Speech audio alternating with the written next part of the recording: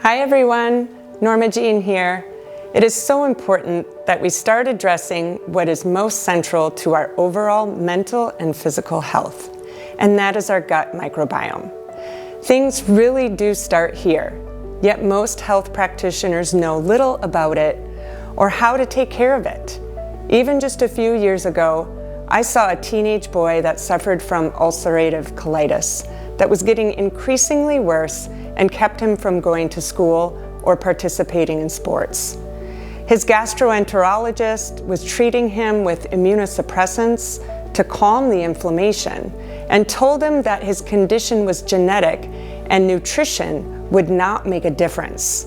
I was shocked that a gastroenterologist who is specialized in treating gastrointestinal disorders would know nothing about how foods impact the microbiome and intestinal health. I recommended and provided ideas for a gluten-free and dairy-free diet.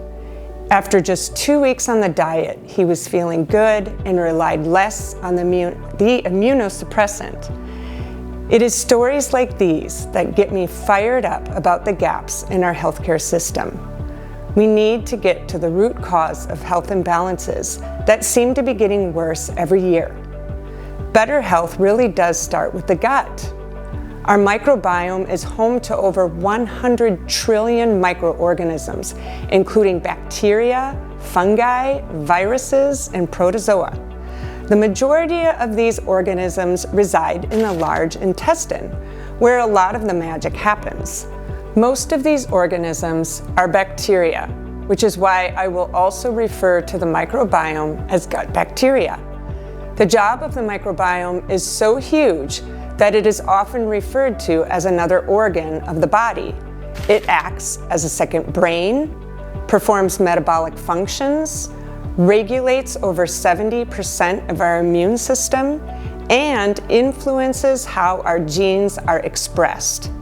To delve deeper into how our microbiome acts as a brain, many of our gut bacteria are able to produce or regulate our brain chemicals, also known as neurotransmitters. These include serotonin, which supports a positive mood to lower anxiety, while also supporting memory, learning, and sleep. It also includes dopamine, which supports focus, memory, and motivation. Norepinephrine, which improves energy and attentiveness. GABA, which improves mood and produces a calming effect. Acetylcholine, which improves motivation, attention, and learning. And finally, histamine, which plays a key role in our sleep-wake cycle by regulating wakefulness and alertness, in addition to its role in signaling the immune system. What most people do not know is that almost 95% of our serotonin is produced in the gut lining. At the same time, gut bacteria regulate serotonin production by controlling tryptophan metabolism. Most medication will try to control how much serotonin remains active in the brain, but its production is the most critical step to address. Yet how do neurotransmitters from the gut act in the brain? The answer is the vagus nerve, which allows for two-way communication between the gut and the brain. In the past, it was thought that most communication happens from the brain to the gut, but now we know that many neurotransmitters are communicating from the gut to the brain. Our gut bacteria also decide how energy is used by food to influence metabolism. This is far more than we knew before, when we thought functions were limited to breaking down undigested fiber.